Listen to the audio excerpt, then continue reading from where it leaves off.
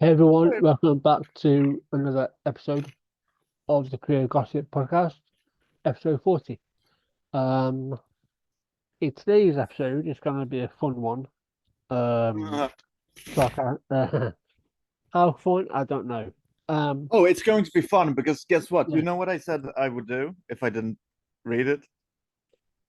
Oh yeah, yeah, Yeah, I couldn't get a hold of it. So yeah. Well, yeah. Um, so I'm going to let you do that first, and then we can do mine as like a closer or something. yeah. Um, yeah. I made quite a bit of notes, but Yeah. I'm only going to we'll get through as much as we can, and then we'll end with My review. your, yeah, with your review. I've also, what we're going to do first is I've saved, when I say, or I've bookmarked 3 videos that we'll look at Yeah. involving Oli London, or Yeah. talking about what other bullshit he thought of as evidence, and then we're going to get into my review. So, no, that one, right?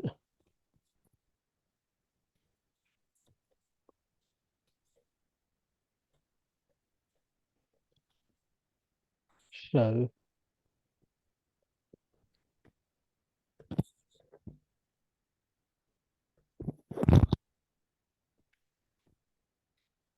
so I'm going to play the first one now. Video. Hello everyone, how are you all doing? What is the tea? What is the Darjeeling? Hopefully we're all doing wonderful. Now today I'm here for a video. So I don't tend to do like commentary videos about specific people, but it's been so heavily requested for me to do a video about Oli London, and I was And to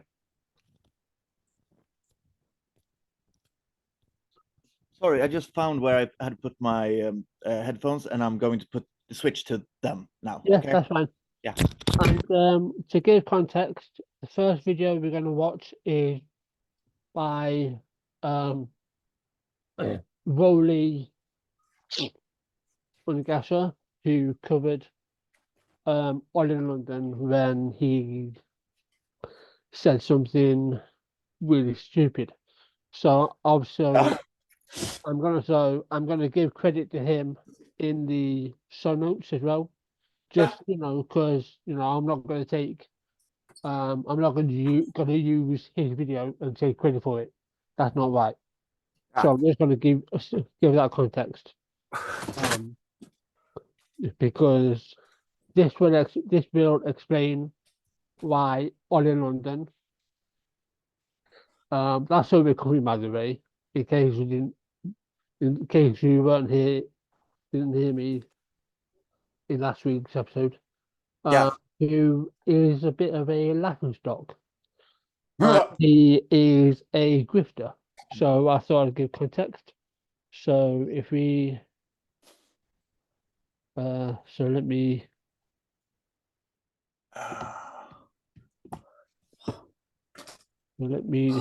do that, and then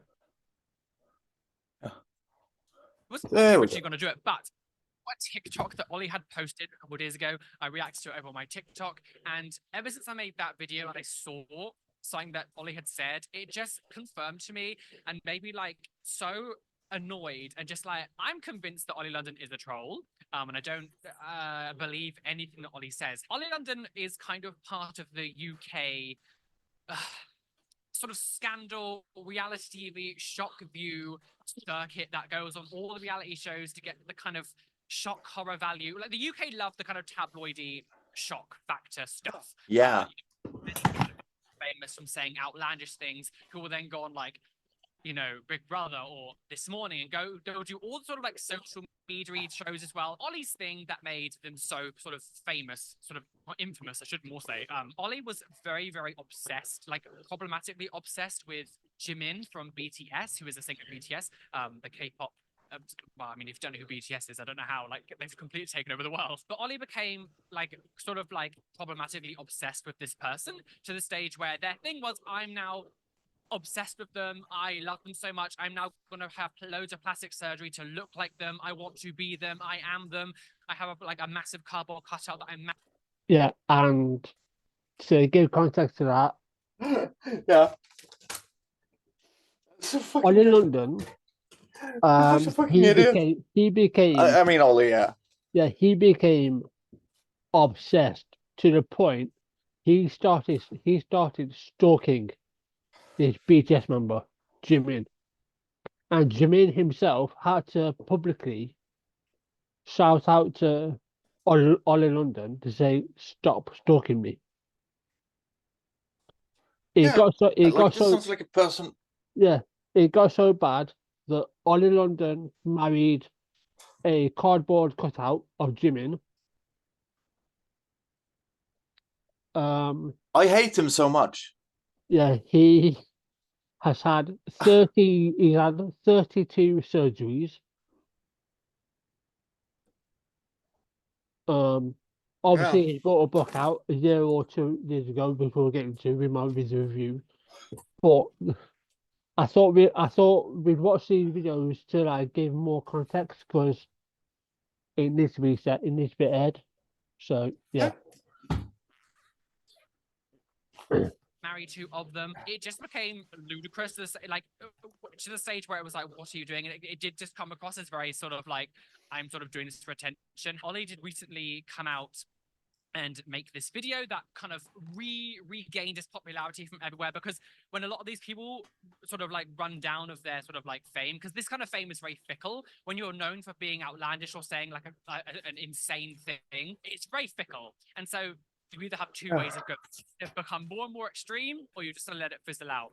Ollie become more extreme. So I want to just stress, I think it's very important for you guys to watch the entirety of this video and not try not to form opinions too soon on. I've seen these videos that I'm going to react to, so some of the things I might say might preempt some of the things that are coming. But one thing I will say is Ollie's identity is now trans, ageist, transracial, non-binary person. We're just going to leave it at that, and we're going to watch the video and then. No, it's not. I just want to take this chance to come out today. Something that's been like on my mind for a long time, and I've been very confused. I have never heard him speak. I just realized. No, I've seen a lot of other people online that have come out and been very brave about it and shared their story about how they identify, their gender, their pronouns, etc. So, and that's great. I've taken courage from these incredibly brave people, and it is Pride Month at the moment. Yeah, he also points out that he made this he came out as Korean 3 years ago during Pride. So Yeah. it's clear that he's taking a mockery of people who come out. So Yeah, he could have done it funny at least. but yeah. Like, I'm sorry, you're not supposed to do that either, but like at least don't be boring. Exactly. No, I thought this was the best time to do it. And add a voice, add strength to the LGBTQ+I community. And so far, that's wonderful. And as a queer person myself who's questioned my gender identity, who's questioned my sexuality, I completely understand not knowing who you are. And it's a scary time, and it is scary, and it's very difficult. And I think everyone deserves, love and support. And I have absolutely zero problem with that at all. And I think people should, respect you and respect your choices and everything. But we shall continue. So I am going to come out today and say that I've been transitioning. I've been very unhappy with who I am deep down for the last 8 years, and I've had like 18 plastic surgeries. I'm sorry, but maybe you should be. Yeah. Like maybe he should be unhappy with who he is deep down, because who he is deep down is shit. Like, I'm sorry, yeah, you be that and be better. Yeah. Don't become worse. No. Absolutely. But when we move Sorry, on not to to the other two, and we'll get through them quickly. I'm sorry. This is me like not being able to. Yeah, you'll see that it's all about the grift to him, because he needs to make he needs to make money.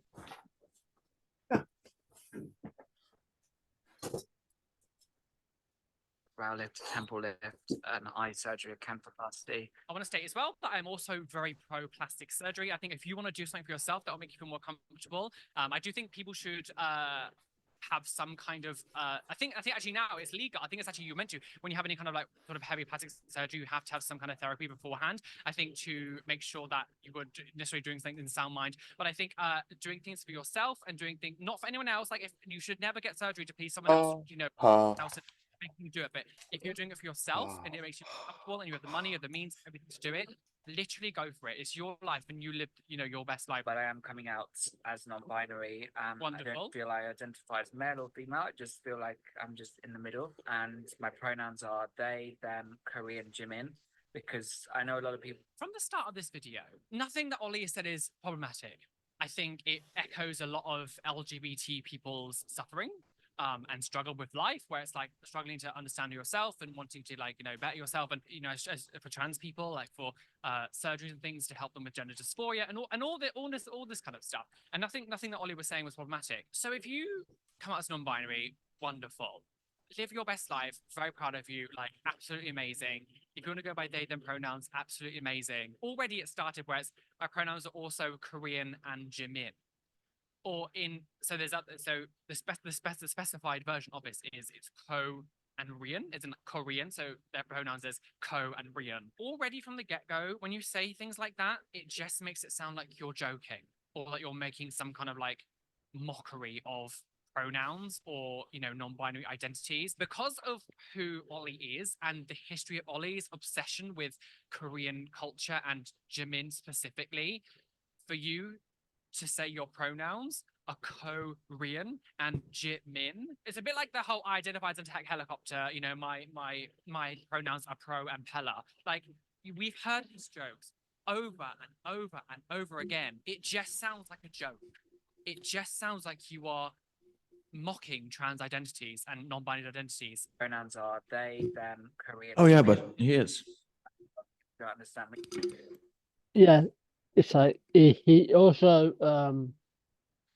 at this point he was, I think, in his early 30s, and he also identified as a 25-year-old as well. Oh yeah, the fucking cunt is my age.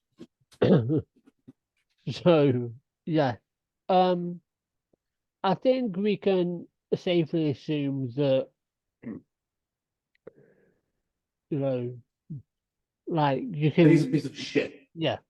So again, if you want to go and watch, if you like somehow been living under a rock, and you happen to be a fan of Oli London, and you're not aware of his crap, then do check out his videos or the videos that are done on him, because he has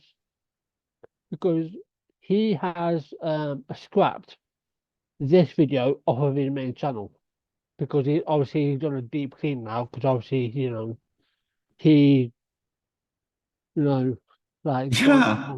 the right No route. shit. So Do you know what? And if you are a fan of Oli London, please contact me and tell me how. And like, do give that video. Watch that video, by the way. Everyone, watch every video we show by good people. Give them the clicks. yeah, But other than that, just like, I never watch a video we make about bad people. absolutely But not. like, if you are a fan of Oli London, please contact me with all of your bank information. I'm a Nigerian prince, I guess, and I want to give you so much money and like the best blowjob ever, and like cocaine, just straight up the ass. Which is weird because that's definitely not how you should take cocaine. Because like, Stevie Nicks did. She had burned through her like the bridge between the nostrils, so she like got it blown up her ass. And me and a few friends tried that once, and it was not an pleasant experience. Because you know Yeah, me, no, it if I'm wasn't. going to, if it's cocaine and Yeah. getting something in the ass, I'm there. But like, Yeah. Welcome to the shit show. Yeah. This next one is when he appeared on Tucker Carlson on Fox. And then Yeah. I did have another video to make it three, but I think we'll just listen to this one and then we'll just dive right in. Yeah, I'm really I sorry think- that I'm incapable of shutting the fuck up, Emma. That's right. No, that's completely fine. Like you're not gonna, this is how we operate. So if people have a problem Oh, yeah, with I that, know. then they can fuck off. Um. Yeah. So yeah. Yeah. So share this. Um. Right, and then so let's see what he says in this one. Korean woman. But 6 months later, he's decided he's had enough. Now he's transitioning back to being a British man. First of all, he Oh, never yeah. transitioned. So that's another lie from Oli London. He never actually transitioned. So I'm just out there. And if any of I'm the genuinely hoping that some really, really, really like smarmy Korean dude just like took his money to get like a bunch of his blood and then like, yeah, this is Korean homos. yeah, and to those who Like that's what I would do. yeah, Why and blood? to those who hate watch us, because obviously you're not going to be. Hi, mom. Yeah, your mind's not going to be changed clearly because you're too fucking dumb, right? But Yeah. if you have an opposite view, then by all means let us know. But Please he do. never Please do on actually Twitter. transitioned. This is just a grift. But anyway, so that I don't sound biased, right? We're going to watch it. So Yeah. We I thought mean, we would ask we are that biased. experience. Oli London joins us tonight. Oli London, thanks so much for coming on. God damn it, So he's so why ugly. did you decide to become a Korean woman? Who told you that was possible? So obviously I've had a difficult time with my gender identity struggles. I was never happy with how I looked. So I started changing. I started dressing as a notice what he said there. He said he never had a problem with how he looked. No, he was never happy, didn't he? Yeah, so that calls into question why did he put himself through? I mean, he's had 32 surgeries overall. So if he didn't have a problem with how he looks, I've then why had did none. that doesn't make any sense. And like I absolutely agree with what that last person said. Like if plastic surgery is just like one way to make you feel happier, and like if that's Yeah, what you want to do, you should. But like I love that all these people are like affirm yourself and like be happy with yourself, be happy with who you are instead of doing this. And then inevitably, like J.K. Rowling has had like age shit done and like aside from just the like bathing in virgin blood that she does every night. yeah, But yeah. like like they've all had work done, and then I'm sitting here and like I'm 32 and I'm looking like 78. Yeah, it's like The 28, not 78. What the fuck? Yeah, it's like this is him here, right? Yeah. A female, right? All this Yeah. is he's got a wig on, and that's it. He never would like- transitioned. I just want to say that like that was him as a female. Uh, female. That was him as a female, like with surgery done. Like I look better as that. Yeah, Man. yeah. Like Jesus fucking Christ. How I just like even if this wasn't all just a fucking grift, he would still be a fucking idiot, right? Yeah. Like yeah. Let's go. Let's keep watching Tucker fucking Carlson. I realized I made a sake and I just want to be a boy. But, you know, is it any wonder people like me and young people want to change their gender when we have the normalization of this in our schools in this country? Yes. From a young age, from the age of 5 in some cases, that it's okay to change their gender. It's okay to, you know, wear a skirt. First of all, this is where the It is okay to wear a misinformation skirt. starts. First of all, kids at school aren't taught any of this. They're not.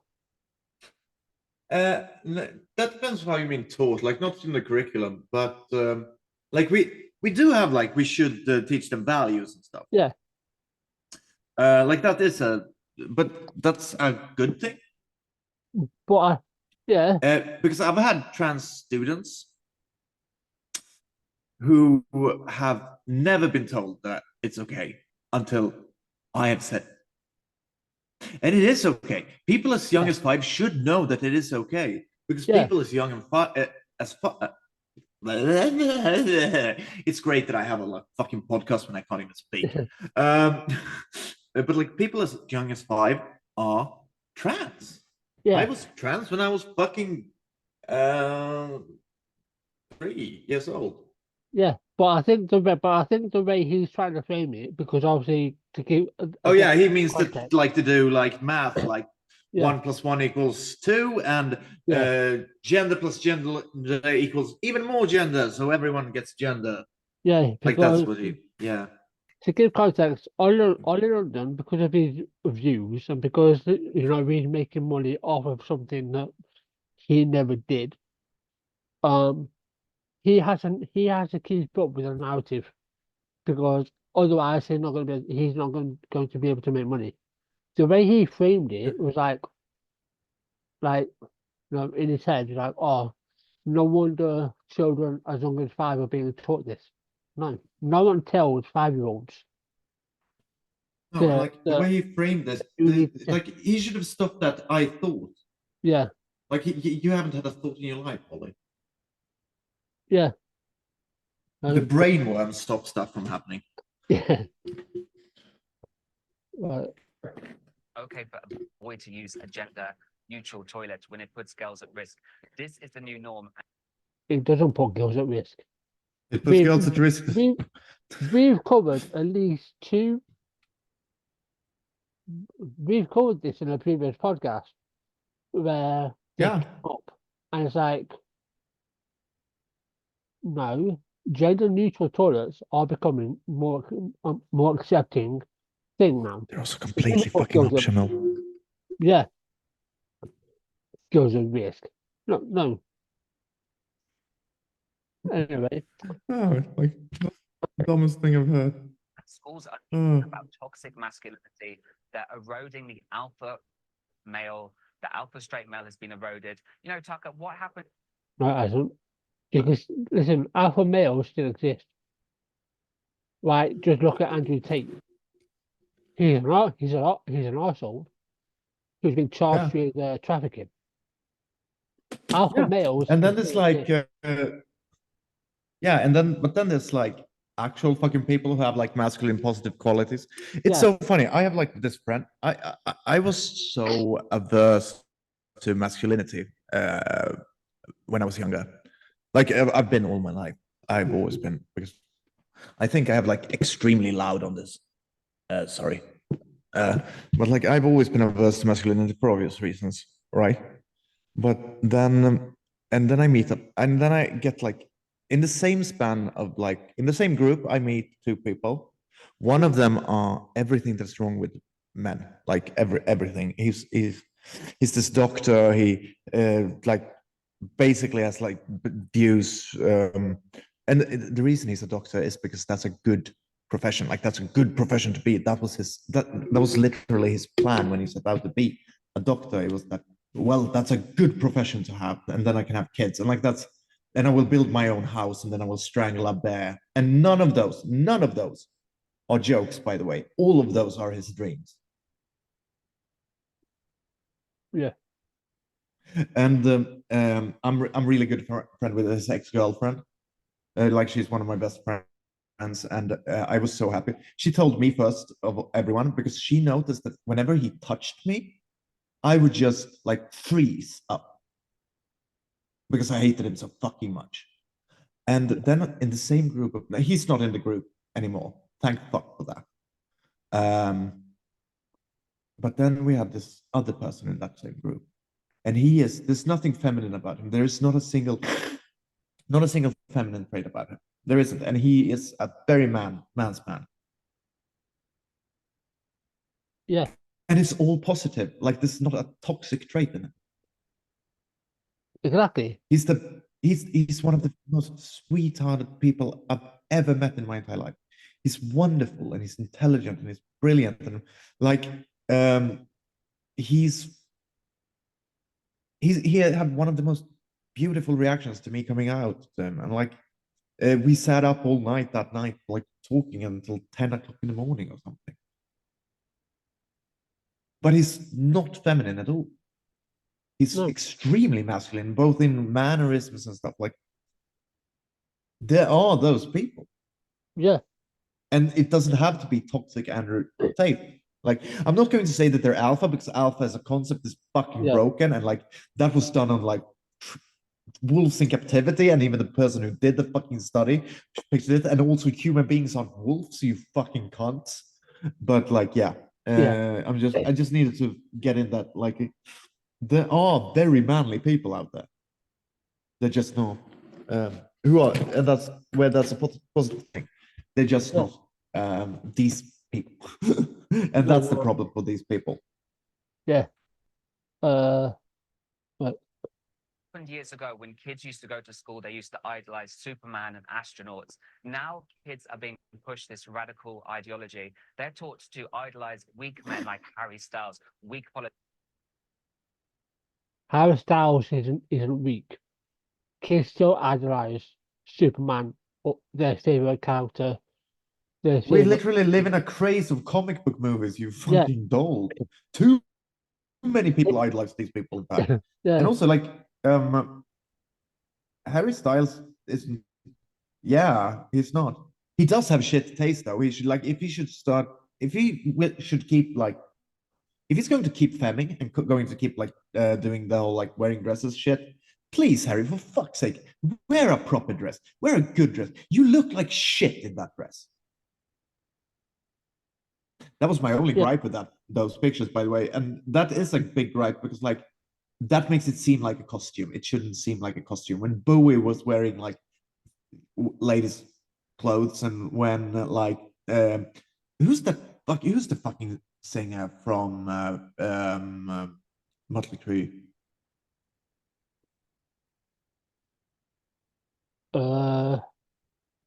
Vince Neil, I want to say. Yeah, I think it's Vince Neil, actually. When Vince Neil was wearing, like, he wasn't wearing women's clothes, he was wearing his clothes, his performance outfit, sure, but like that looked fucking hot on him. He sung like a drowned cat, but it looked hot. Yeah. But yeah, so let's get right into it. So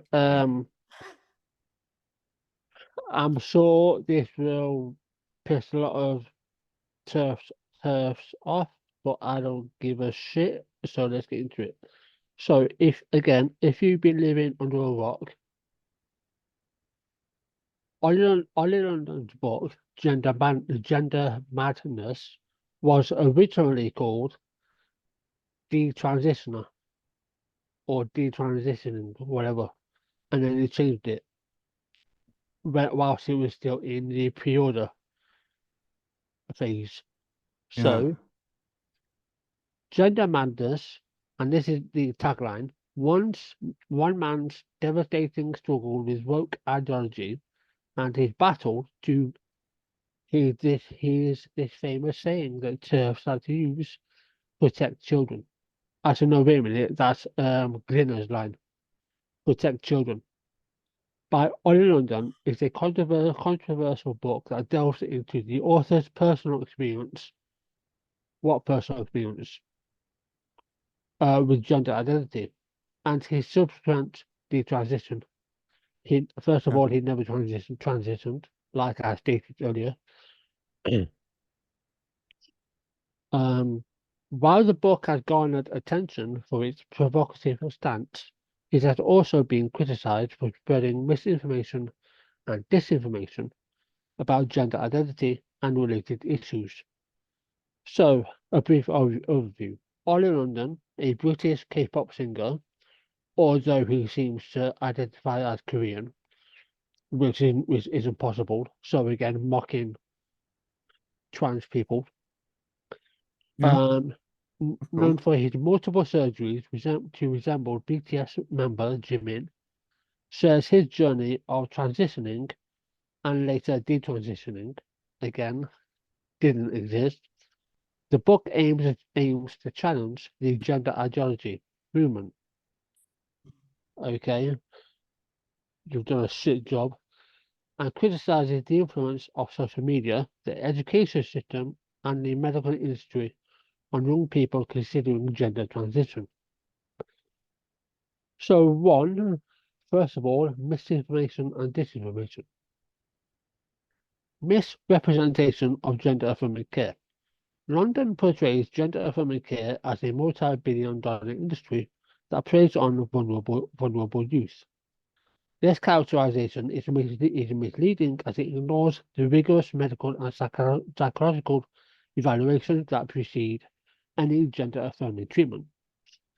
The World Professional Association for Transgender Health, WPATH, and other medical bodies have established comprehensive guidelines to ensure that such care is provided responsibly and ethically. 2. Selective use of research. The book selectively cites studies and data to support its narrative while ignoring the broader consensus in the medical community. For instance, London highlights studies that suggest high rates of regret among those who transition, but fails to mention that these studies are often outdated and methodologically flawed. Current research indicates that regret rates are relatively low,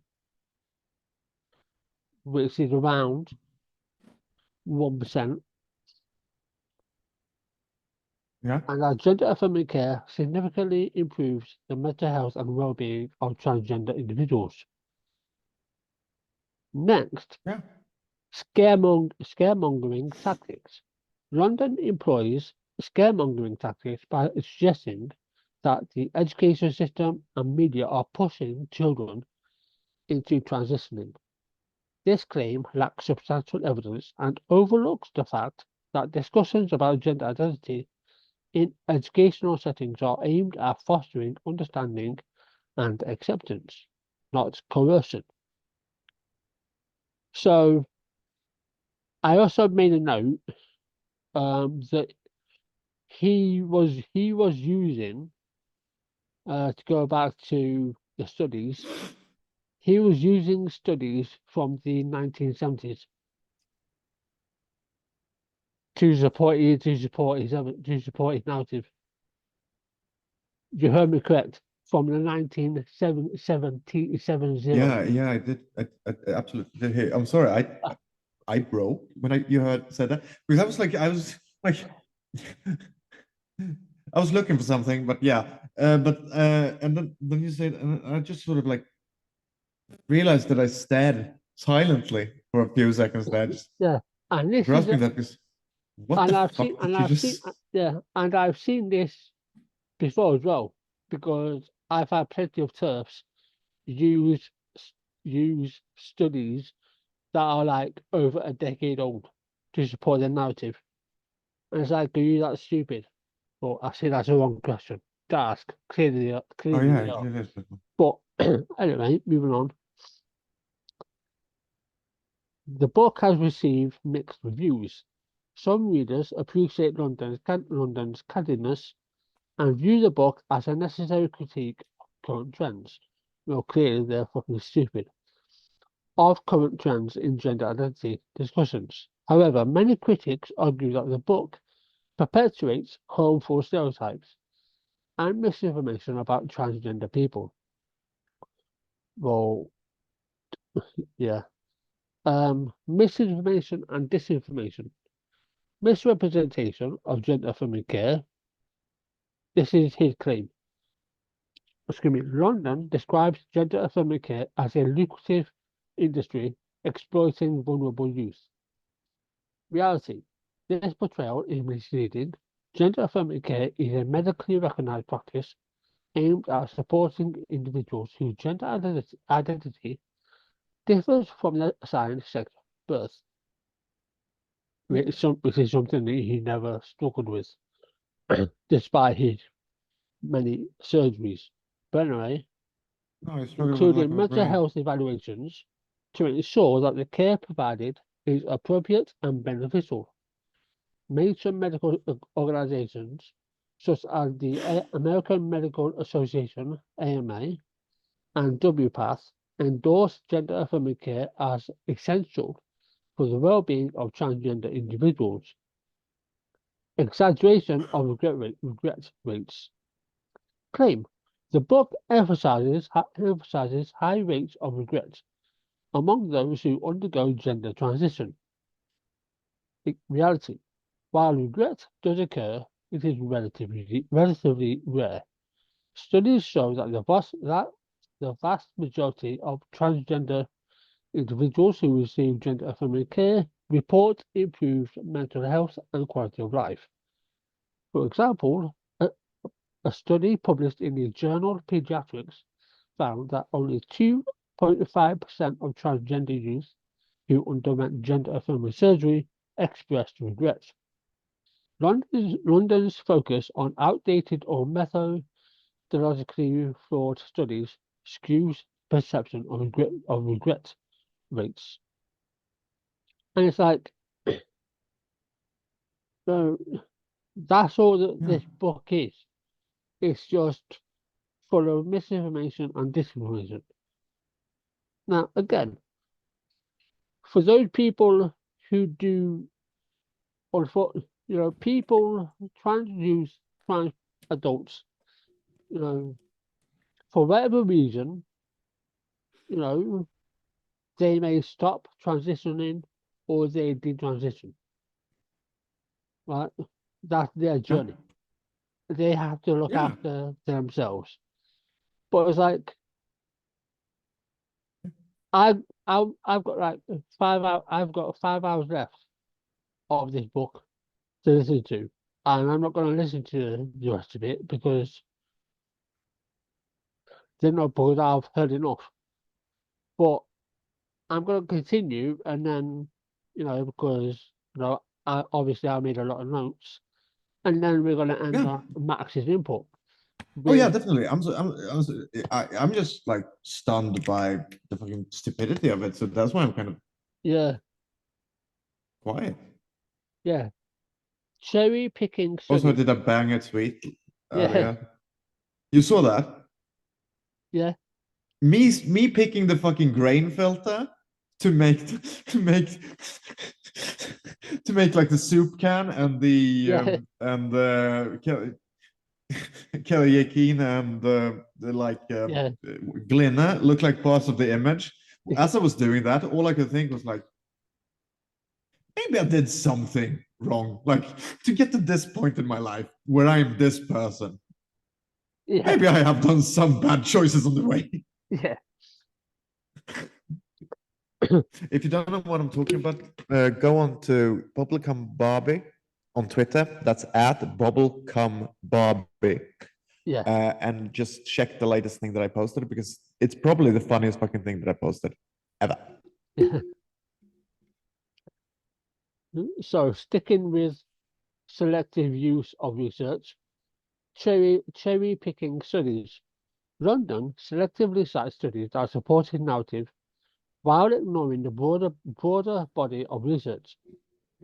For instance, he may reference studies with small sample sizes or those conducted decades ago, which do not reflect current medical practice or understanding of gender identity. This selective use of research can create a distorted view of the issues at hand, ignoring consensus in medical community. The book often overlooks the consensus among medical professionals regarding the benefits of gender-affirming care, which, by the way, Yeah. cis people use, not just trans people. So, Yeah. you know, clearly Oli London doesn't know that, you know. No. Um, No, he doesn't know a lot of things. no, he doesn't. Yeah. I kind of walked into that one, but yeah. No, it was me but just doing a sheep joke, by the way. Yeah. Like that shouldn't be like I'm sorry, that shouldn't be like I need to do better. I need better material. That was a low hanging fruit for me. I'm sorry. I'm sorry about that. I'll do better. Ignoring consensus in medical community like the Burma, organizations like the American Psychological Association (APA) and the Endocrine Society have published guidelines and position statements supporting the efficacy and necessity of gender-affirming treatments for improving the mental health and overall well-being of transgender individuals, which in his book he is arguing against. Why? Because it suits his narrative, for one. Two, he's being paid by right-wing media Yeah. in America, which is why he appeared on Fox News and is appearing on television because they're paying him to continue this. And three, he's just a fucking idiot. Yeah, he really is. He's like mesmerizing. He's mesmerizingly stupid, actually. Like he is such a fucking idiot, and I had never actually heard him talk before now, and I want him to never talk again. Yeah. Misinterpretation of data. In some cases, London misinterprets or oversimplifies complex data to fit his narrative. For example, he might take statistics out of context or fail to account for confounding variables that could influence the outcome of studies on gender identity and transition. Yeah. And it's like, let me go down. So, uh, uh,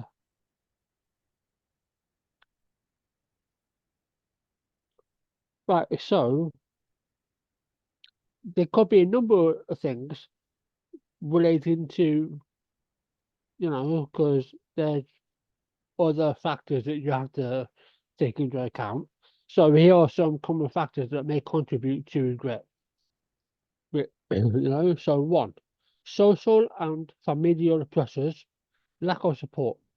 Individuals may face significant social stigma or lack of support from family and friends, which can lead to feelings of isolation and regret.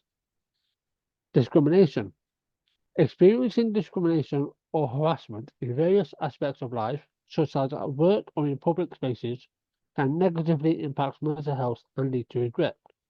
2. Inadequate medical and psychological support. Inadequate pre-transition counseling and mental health support can result in individuals not fully understanding the implication of their decision. Poor medical care. Substandard medical care or complications from surgeries can lead to dissatisfaction and regret. 3. Personal and identity factors. Evolving gender identity. Some individuals may continue to explore their gender identity and realize that their initial transition does not align with their true self. Mental health issues. Pre-existing mental health conditions such as depression or anxiety can complicate the transition process and contribute to feelings of regret. 4. Unrealistic expectations. Expectation versus reality. Some individuals may have unrealistic expectations about the outcomes of gender affirming treatments, When these expectations are not met, it can lead to disappointment and regret. There's body image issues, life changes, lack of comprehensive information. But I could keep going. But Yeah, I actually Oli have. London doesn't address any of this. You said those. Because I have a fourth reason actually. Or did you say four? No, I said social and familial pressures, inadequate medical and psychological support, personal identity factors, that's 3, 4, Yeah. unrealistic expectations. Yeah, well, 5 that's good because is life changes. 6 is lack Yeah. of comprehensive information. So yeah, yeah. Well, but he I have doesn't address a any of these because again, it doesn't support a narrative. yeah, but I have like I think I have a solution here. This is mirrored now, isn't it? Because like the seventh is that he was fucking born. And by the way, Torin, fuck you for trying.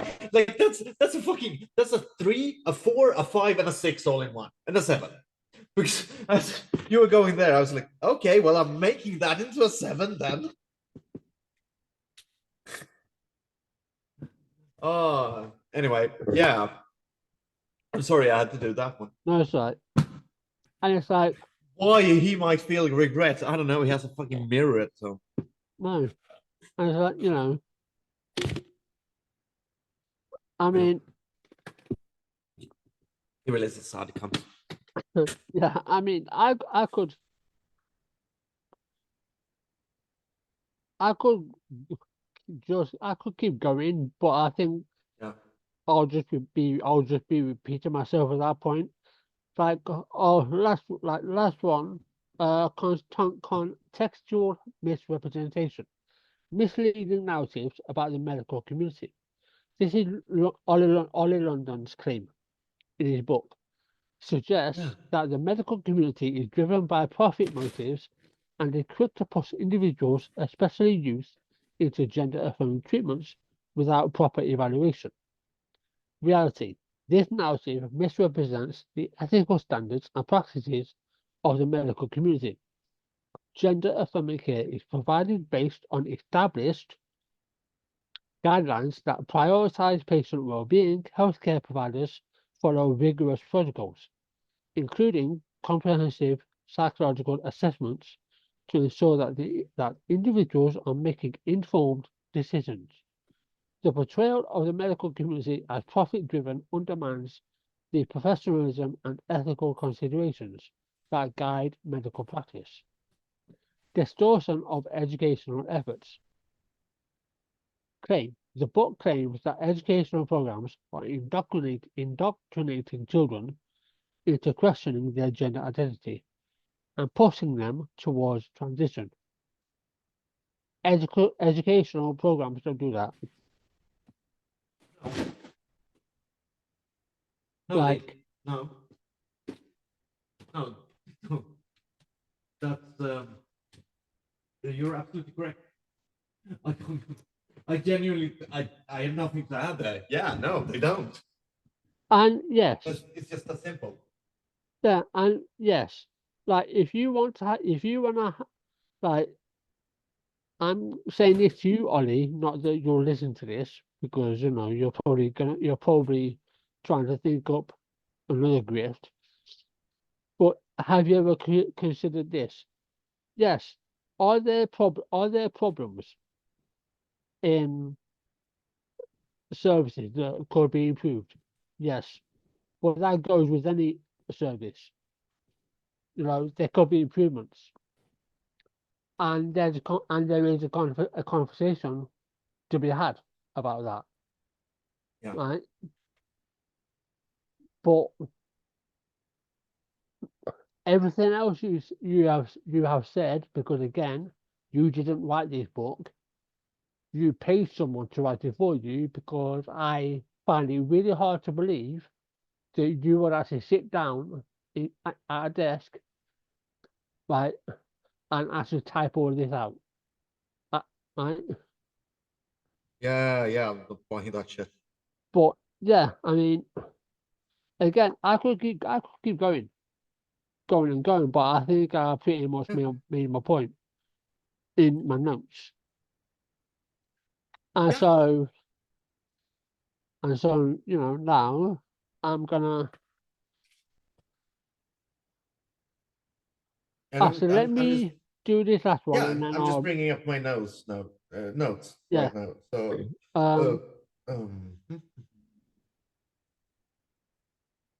right, so gender affirming surgeries are relatively low. A comprehensive review published in Plastic and Reconstructive Surgery in 2021 found that the regret rate for gender affirming surgeries was about 1%. Another study published in JAMA Surgery in 2021 reported a regret rate of 0.3% among transgender individuals who underwent gender affirming surgery. Improved mental health. Studies have shown that gender affirming care, including hormone therapy and surgeries, significantly improves mental health outcomes for transgender individuals. For instance, a study published in Pediatrics found that access to puberty blockers and hormone therapy was associated with lower rates of depression and suicidal ideation. Do you want to know why, Oli? Because it alleviates distress, or are you wanting an increase in more trans youth unaliving themselves? Like, which is it? yeah, he really wants that. I'm not going to pretend like Yeah. I do not believe that is actually the goal. And that's not me. And that's not me saying that for effect. That's what will happen, Oh yeah, and that's why and it like has happened, and we've seen it happen. Because me and Max, at least probably on more than one occasion, have had to cover at least two teams. You know, not be yeah. here.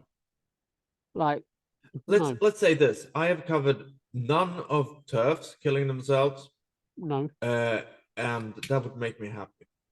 yeah, I'm not even going to like pretend like with them anymore. I'm done with it. Like yes, this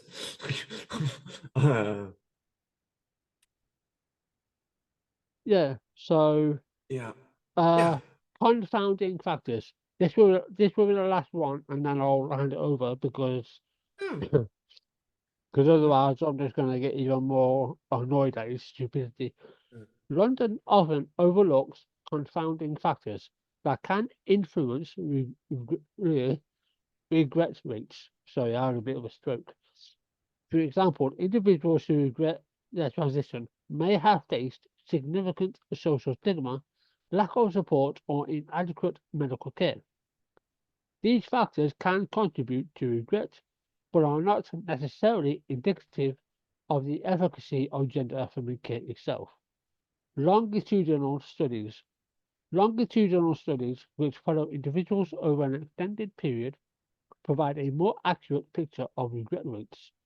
These studies have shown that regret rates tend to decrease over time as individuals adjust to their new gender identity and receive ongoing support.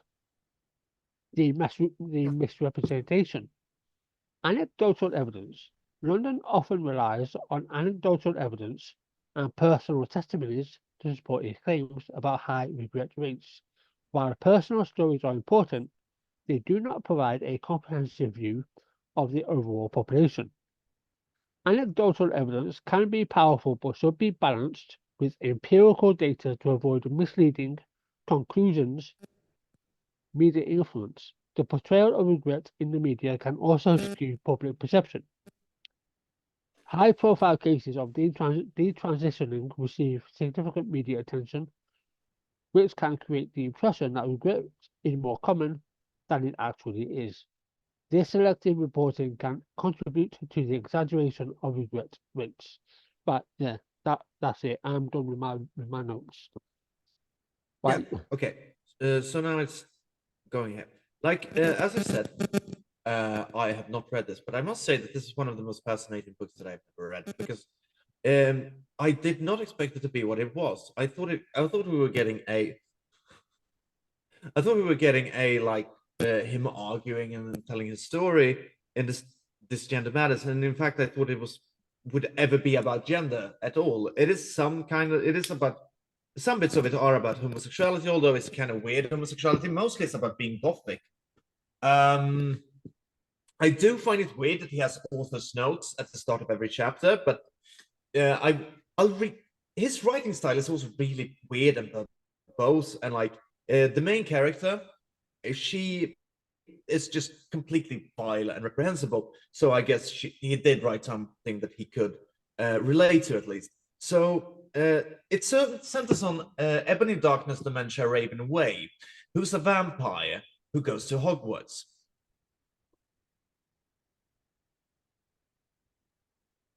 I'm going to finish this fucking bit. Which is, I did not expect that to happen. But the author's note show that he did have he either didn't write this book himself or he had a great editor, but because for some reason they haven't edited out the spelling errors in the author's notes. Here's, for example, the first author's note. Author's note. Special thanks. Get it? Cause I'm gothic. 2, that's the number 2. My GF, ew, not in that way. Raven, bloody tears,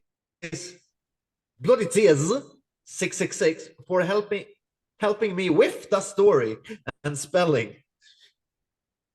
So like, I guess Raven was his. You rock.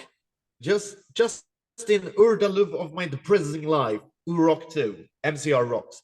Like, we do have kind of similar tastes. I do love My Chemical Romance. I genuinely do. His writing style is extremely verbose, but also like he doesn't have a grasp on words at all. This is the first sentence. Hi, my name is Ebony Darkness Dementia Raven Way. That's a weird way to start a book, you fucking psycho. And I have a long ebony black hair. That's how I got my name. Were you born with hair? Were you born with long ebony black hair? Also, ebony black is kind of redundant. With purple streaks and red tips that reaches my mid-back and icy blue eyes like limpid tears. And which weird piece of poetry there. And a lot of people tell me I look like Amy Lee. Author's note. Ollie, you usually don't have author's notes in chapters, you fucking muppet. If you don't know who that is, get the hell out of here. I'm not related to Gerard Way, but I wish I was because he's a major fucking hottie. Yeah, I have an incest kink as well, Ollie, but you don't have to write about it now. You were supposed to write about gender. Why are you writing about your incest kink? I'm a vampire, but my teeth are straight and white. Why is it so important for you to be straight and white, Ollie? You fucking weirdo. Aren't you gay? Like, even the teeth must be. I have pale white skin. Also, again, I'm also a witch. You're a creative fucker. And I go to a magic school called Hogwarts in England. Like, she's your fucking queen. You should know that Hogwarts is in Scotland. Even I know that. And I hate the fucking books. Where I'm in 7th year, I'm 17. I'm a goth, in case you couldn't tell. Yeah, you're a goth. Like, yeah, we're the same age, and I do remember this era of, like, gothic. But, like, I love Hot Topic. You can't say that after some claims to be a real goth, Ollie. So, that's bad. But what's good is that Draco Malfoy and Harry Potter fucks. Like, it's not good, but it's interesting. Also, like, Lupin is masticating on a broomstick. Voldemort is in a rock band with Harry's father. And Voldemort is Voldemort, by the way. She just never spells it correctly in the entire fucking fanfiction. Yeah, I genuinely couldn't figure out what the fuck of book I would pretend it to be. And then I realized the funniest thing in the world would be if I just, like, did a live reading of My Immortal instead. But then I decided to not do, like, I was actually going to just start it with, "Hi, my name is Doug, like, Ebony Darkness Dimension Raven Way." And I have raven black hair. Because that is literally how I introduce myself in parties. Uh, and then just forcibly do a live reading of the first 2 chapters without any pause. And I might still do that for like a future episode, just out of something like. And at some point, I am going to tell you that I have a subject matter for the next week and that I want to talk about. And I'm not going to say when this happens. This is how it is to know me. And then instead of that subject, I'm just going to do a live reading of My Immortal, and we're going to do the full. And eventually, we're going to have done the full thing, and then we'll have a 10 years anniversary or something. Yeah. Yeah, that's the goal I set for myself. If this goes for 10 years, I will have read the entirety of My Immortal on air in 10 years. Yeah. Because next week is our first anniversary. Yeah. This Saturday, the 5th of October will be, but obviously we'll do like an anniversary on next week's episode. Yeah, because like But yeah, yeah, that is my notes on gender madness. You've heard Max's interesting version, which basically I'm going to say that having like, I did actually try to like get a hold of it, but it was fucking expensive everywhere I could find it. And then I eventually I'm sitting there like I'm thinking of shipping it from England. I'm like, no, fuck you. I'm not doing this. I'm not that intent on giving Oli London my money. Like, well, and also like in the end, having heard your review of it, I think I got just as much out of reading My Immortal, even more actually, because then I laughed. yeah, Like it seems like the writing style is as bad. Like he seems dumb as shit, and I hate when people use like outdated studies. That's dumb and stupid and silly, and I would be so angry. yeah. To be, So, yeah, but I will say this: on Saturday, I think I have a date actually, and if I get laid, then I'll be thinking of this podcast while I'm getting. I'll also be telling them that during, so we'll see how that goes. yeah, yeah, and to While I'm inside. yeah, and to be clear, I didn't give Oli London my money. I didn't buy the book. I was given because obviously I signed up to Audible because it's easier for me because I can just listen to it while I'm doing other shit. Yeah. I was given 2 credits because you get given 2 credits every month, and I used those credits on another book that we reviewed, which was the Chuck Palahniuk one, and I used it on this one. So technically, I didn't give Holly London money, And like who but like that's not something that's also like I don't believe in boycotts even when they're like, because I don't believe in consumer power in that way. So yeah, like, yeah, vote with your wallet would work if not for capitalism. yeah, The entire system is set up for like everyone else to pay. I accidentally said like the way to my students once that the way the world functions is that the rich keep being rich and the poor keeps being poor. And then I said, I'm just joking. yeah. And then I just stared silently at them. But I had a student puke in my classroom today. Oh, that was fun. That's never happened to me before. Oh, okay. And the poor thing is that my initial reaction was to actually joke and say, come on, it's not that boring. Yeah, They didn't think it was that funny. I thought it was. Like, yeah, but yeah, no, this is yeah, but like, no, I'm not I don't believe in consumer power. This is just I do believe, however, in feeling very intently like this is not something that I should waste my mind on. Like, and I didn't have token. Yeah. Uh, But yeah, I I mean, used that one. am I glad that I spent that credit when I could have spent it on something else that I would have enjoyed more? Um,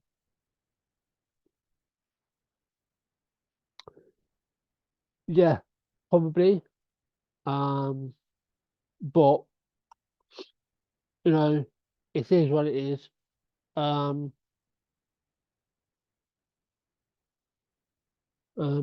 Hopefully Max will come back on.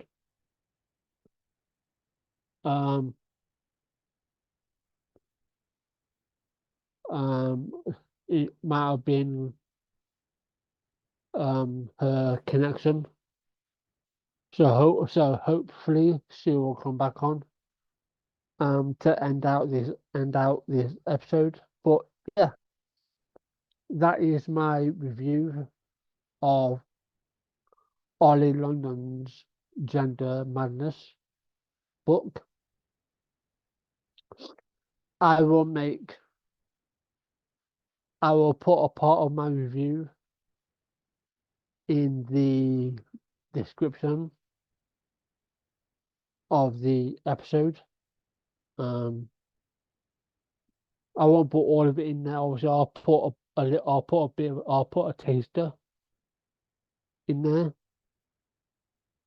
But hopefully, this review will make you avoid listening to anything that Oli London says, and avoid anything that he writes, because he clearly has an agenda, one that